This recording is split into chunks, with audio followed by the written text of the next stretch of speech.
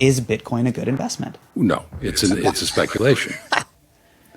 JL, I love you, man, but you're going to get lit up on the internet. You need to not say this. This guy's going to absolutely get creamed by the people who are wearing Bitcoin hats. I do think Bitcoin will go to zero eventually. Anybody that thinks crypto is a future is a and they're betting against BlackRock and the USA.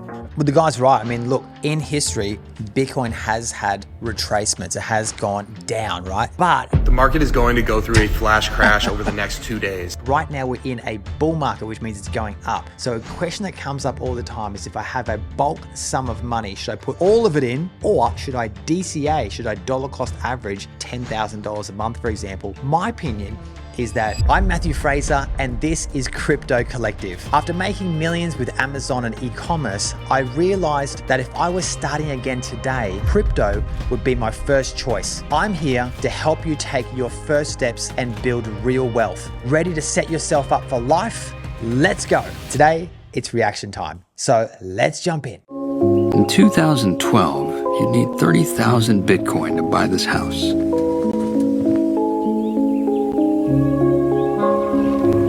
A decade later, it had only cost you 20 Bitcoin. And today, it could be yours for 5. If home prices keep falling in Bitcoin, why do they keep rising in dollars? We know why, because the fiat money system is a total scam. It's a broken money system. Have you ever gone to the grocery store lately and thought, how come I've only got a handful of items, which is now like $100, when only a few short years ago, your trolley was basically half full? It's because the money is being debased. The currency is being inflated away through money printing. And that is the big scam that we all live in. And that's why you have to move to a harder monetary asset. And that asset is Bitcoin. Is Bitcoin a good investment? No, it's a speculation. JL, I love you, man, but you're going to get lit up on the internet. You need to not say this. Well, I'm sorry, but... Well, I just want to see first, I wonder if this is staged, right? This guy's going to absolutely get creamed by the people who are wearing Bitcoin hats. You asked me the question, I can only give you the answer I have. So let me explain to you what I mean, right? So Bitcoin, as I said earlier, if you bought Bitcoin 10, 15 years ago, you've done magnificently well. I mean, who wouldn't want that? I wish I'd done that. I didn't and still haven't, right? But that's not the question. The question is, where does it go from here? Well, let me just say, I'm going to jump in here. Before he says anything, let's test my knowledge on Bitcoin. Bitcoin right now has been doing 50% compounding every year for at least the last 5 years. Okay. This year it's done 80+%. Last year it did 120%. The forecast, which is what he's now about to say, the forecast for Bitcoin, as far as my research shows, is it will do between 30 to 50%, possibly 60% each year on average for the next 10 to 20 years.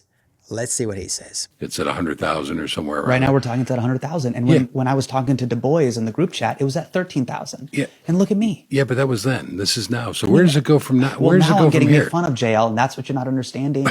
And I live with regret, and they're roasting me. And they have laser eyes and like, you dumbass. Yeah. You're out here podcasting and doing ad reads when you could have gone all in on Bitcoin. Come on, let him do the forecast. Yeah, I think you've confused me with your psychiatrist. I can't help you with the fact you're being made fun of. All I can tell you is that when you look at Bitcoin, it's a speculation. So it's not a currency. It's way too volatile to be a currency. A currency requires stability. Mm-hmm. That's why inflation is such a bad thing, and deflation for that matter. If you can't rely on a currency having a fairly consistent value, it doesn't work as a medium of exchange for goods and services. And maybe crypto will get there at some point, but right now it's not. Okay. All right. So let me finish the thought. Sure. So it's a speculation in the sense that, like buying gold, like buying exotic cars, collector cars or artwork or anything like that, when you buy crypto, you are saying, I am hoping and expecting that somebody at some point in the future will pay me more for this than I paid for it. In the case of Bitcoin, that's been a pretty good bet, although it's been a very wild ride. Anybody who's actually tracked it, you had to endure some pretty dramatic drawdowns at various points. But nevertheless, that has worked out. Not all speculations work out, just like your list of companies up there, right? They don't all work out. You don't have a crystal ball. You don't know where it's going. Well, let me say this though, and perhaps something that he may not even know, but if history shows that if a asset reaches a total market cap of at least $2 trillion, which Bitcoin has, it never disappears. It always stays here. Just think about that. Just quickly, today's episode is brought to you by CoinStash. And with CoinStash, setting up an SMSF account to invest in Bitcoin and crypto is simple. Their dedicated SMSF team ensures same-day account setup with personalized support every step of the way. So once you're set up, you'll have access to Bitcoin and over 1,000 digital assets. You can trade directly on the platform or access their premium OTC desk for larger trades. And best of all, CoinStash is fully compliant and Australian owned and operated, so you can invest your super with confidence.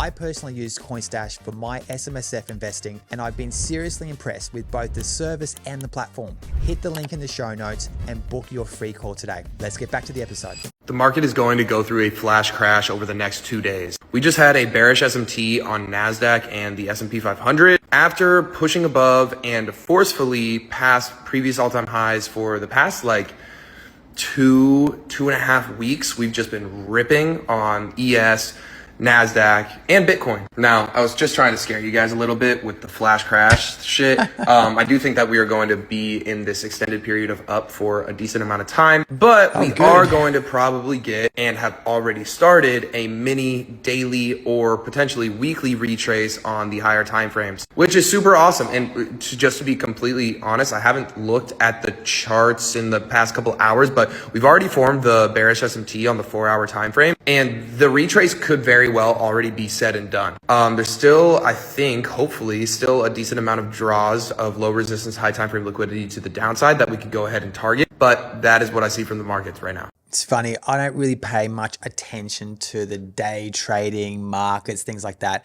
When you're stacking Bitcoin, the great thing about it is you do nothing. You don't have to think about the tops and the bottoms. Now, I understand when people come in, the first thing they think about is, if I buy today, could it be cheaper tomorrow? And look, it might be. But right now we're in a bull market, which means it's going up. So a question that comes up all the time is, if I have a bulk sum of money, should I put all of it in today, like $100,000, let's say, or should I DCA, should I dollar cost average, $10,000 a month, for example, over the next 10 months? My opinion is that in a bull market, you should just put all of it in today because it's likely going to go up into the future. But if you're in a bear market where it's coming down, then I wouldn't just dump all of my 100K in. I would dollar cost average as it was coming down. I've done exactly that. I bought all through the bottom and then back up through the top, and I'm well ahead. That would be my advice.